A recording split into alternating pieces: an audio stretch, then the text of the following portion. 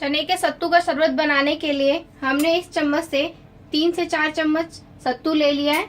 1 गिलास से थोड़ा कम पानी, आधा नींबू का रस, ये धनिया पत्ता हमने गार्निशिंग के लिए लिया है।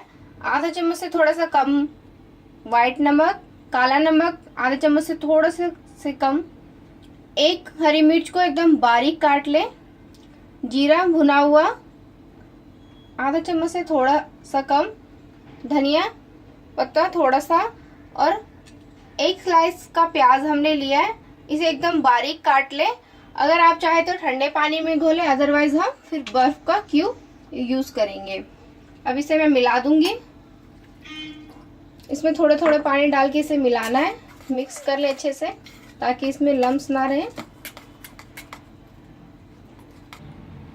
अब ये अच्छे से मिक्स हो चुका है, इसमें हम सारा पानी डाल देंगे।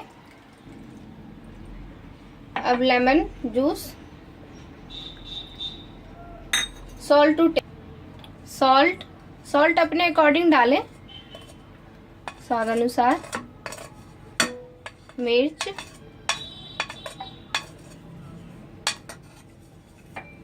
प्याज, धनिया,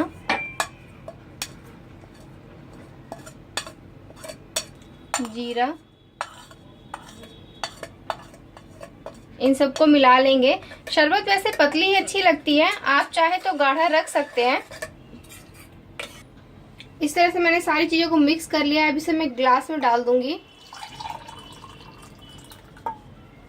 इस तरह से हिलाते हैं लास्ट में, और सारा ग्लास में डाल लें।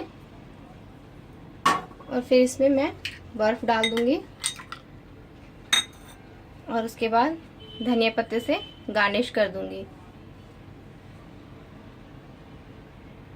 तो हमारा शरबत तैयार है। गर्मियों में ये बहुत ही अच्छा होता है दोस्तों, सेहत के लिए।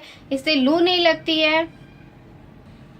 दोस्तों ये बिहार से निकल के पूरे वर्ल्ड में फेमस हो चुका है। ये एज अ स्ट्रीट कहीं पे भी कहीं रेडी लगे हुए मिल जाते हैं। सत्तू भी आजकल इजीली ग्रोसरी मार्केट में अवेलेबल है, तो आप इजीली इसे ले सकते हैं और इसे शरबत का लुत्फ उठाएं।